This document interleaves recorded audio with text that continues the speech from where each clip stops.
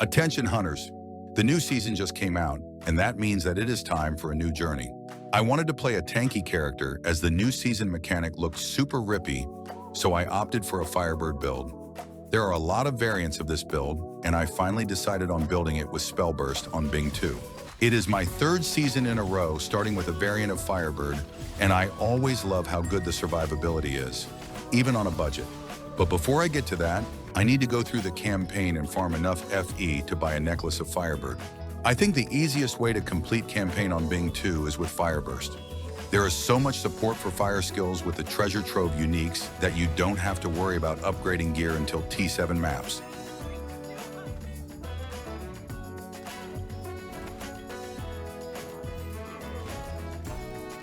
Before finishing the campaign, I like to farm a good scorching tempo. Good rolls on this weapon will really speed up your progression during maps.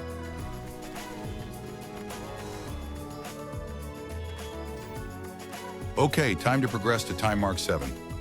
Since I don't need to upgrade my gear, I just go through the maps as fast as possible and mostly ignore the confusion cards.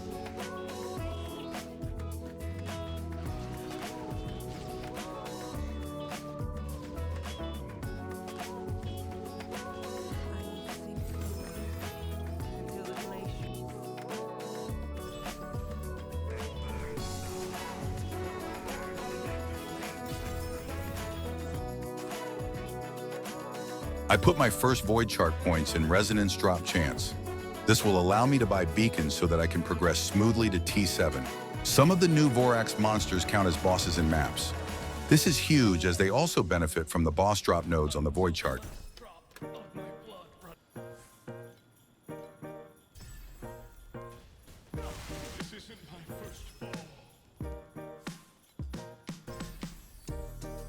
As soon as I unlock T5, I put all my points in God of War. It is a very nice buff that makes completing maps a lot more fun. Oh, look at that, my first FE. It is always a special feeling. Nice, exactly what I need for my Firebird build. And with that, I finally unlocked time mark 7. Now I want to fight the Traveler as soon as possible for the Divine Exile event, so I put some points in Star Shard replication chance.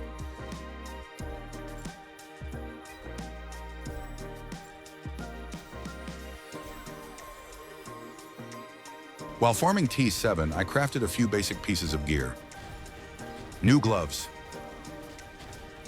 new boots, new chest, and new staff. I also bought a slate with +1 max spell burst. Also, this season introduced a new crafting mechanic. Here is my first try at crafting with it.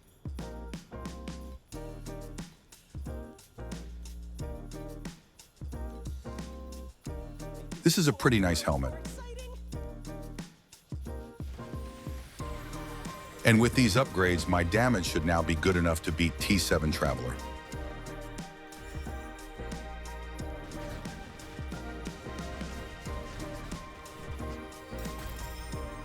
We killed each other. That's a good thing I have 6 portals and he doesn't. Now let's see that pedigree.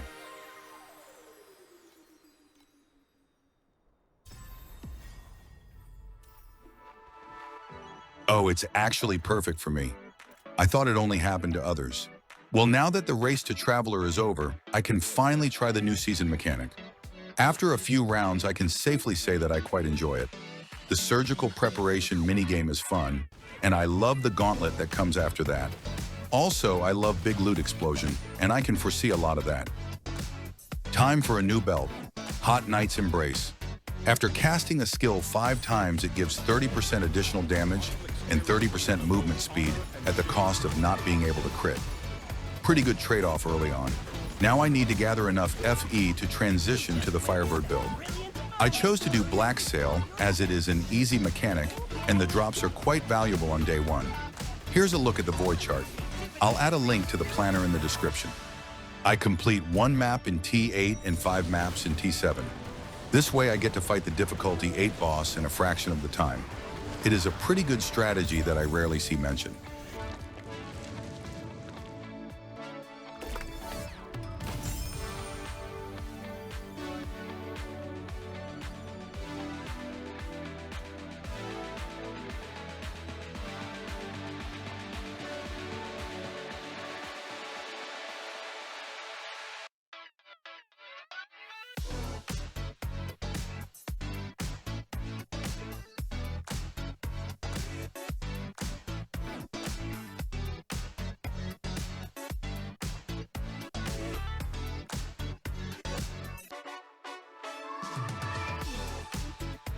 Okay, I can finally buy that necklace. This item grants the skill barrier burst, which will trigger an explosion when you take damage while having a barrier. This damage scales with your total barrier value, which you increase by stacking energy shield and increased barrier shield. First thing I need is a new slate setup. New slates with increased barrier shield. These are pretty inexpensive. New pedigree with the shell core talent.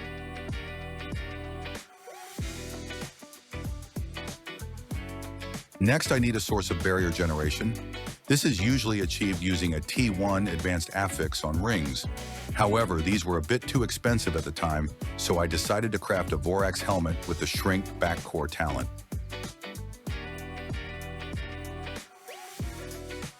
And finally, I need a source of self-damage to burst the barrier.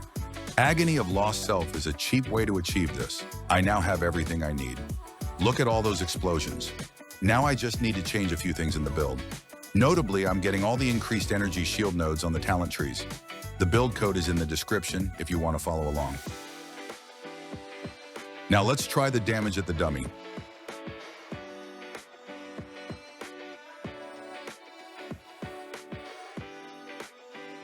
Well, that's more than I expected.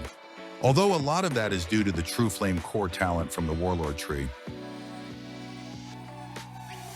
This build is super fun to play with. You just run around and things die. The barrier generation is a bit inconsistent though. I'll need to buy a ring with the barrier generation affix.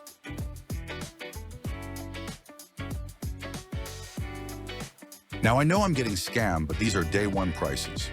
Now barrier generation should feel a lot more consistent at least. This barrier burst effect is pretty, but there is just too many of them each second. So let's tune things down a bit.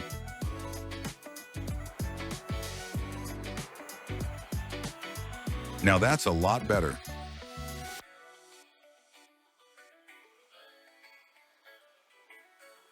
I decided to try the newly buffed Divine Right in 8.0, but the results were not that great.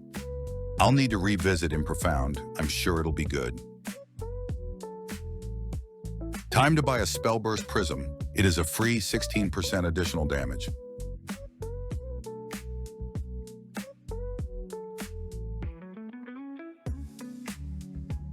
At the same time, I swapped the Warlord tree for Druid. I'll have less damage, but my survivability will be greatly increased, which is a big win in my book. Look at that, I'm basically immortal now. I love it. This new season mechanic is pretty rewarding, even in 8.0. Although this is probably due to getting lucky with the new pack spirit. I tried some more Divine Right as I just love the mechanic.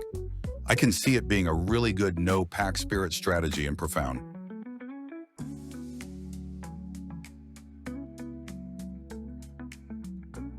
By the way, I completely forgot to corrode my necklace. Let's fix that right now. This is actually not a bad result. Well, after that, I switched to Farming Dream and got a few lucky drops.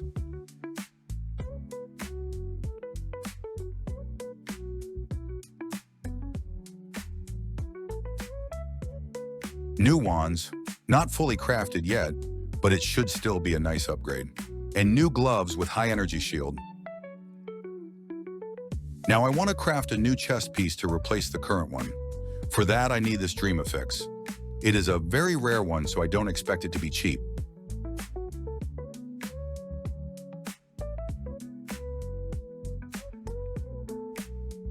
Wow, that was fast.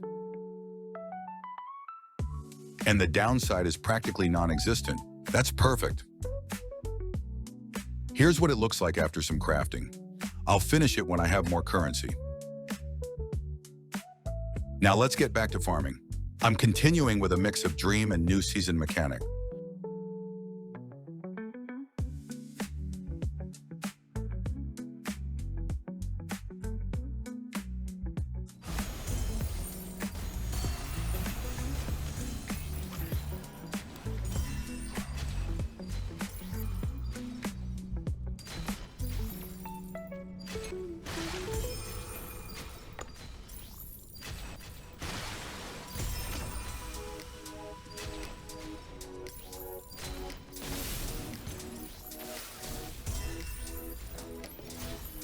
Time for some new Kismets.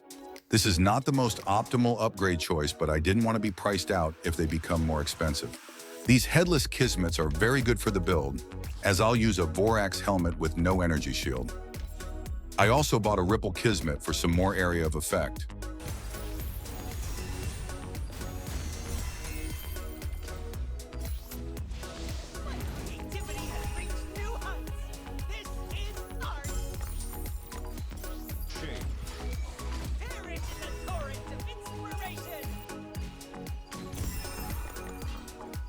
Now that I have access to T1 gear, it is time to craft a new belt and finally be able to crit. I also crafted a new pair of boots with a movement speed dream affix. With these upgrades, I now have almost 24,000 energy shield. With this, I can farm God of Might very comfortably. Ember prices are very high this early in the season, so it should be very profitable.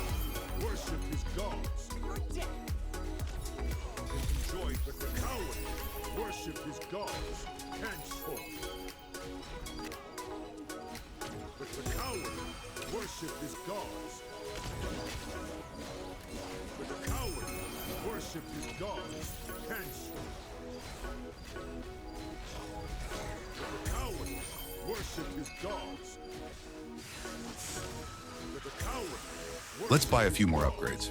First, new precise auras. This is usually a substantial damage increase. I also want to start tenacity blessing stacking. For this, I need +1 to max tenacity blessing on a slate. This one should be good. Then I need a pair of Magnus Laws. Of course, I don't forget the corrosion this time.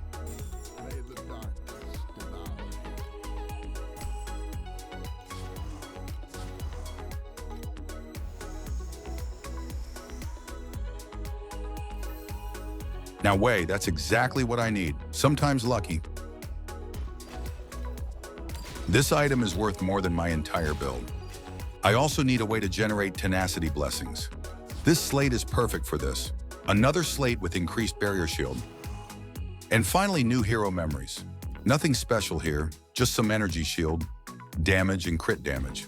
Now let's see where all of these upgrades got me in terms of damage.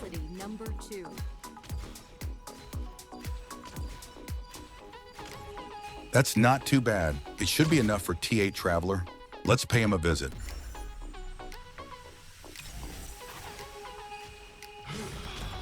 I've never been able to tank these attacks so early. I truly love this build.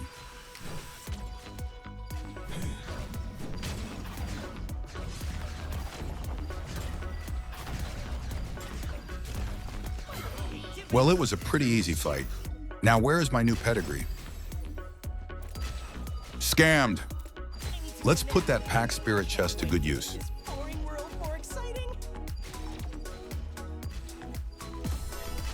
Overall, I really enjoy this new season. The new mechanic is fun, and the Vorax gear crafting opens up a lot of new ways of building characters. Firebird is as comfortable as ever. It is not the fastest build, but it is super chill, and being this tanky makes the game a lot more enjoyable for me. I still have a long way until I make this character a true hero, but that will have to wait until the next episode. As always, take care, and I'll see you in the next video.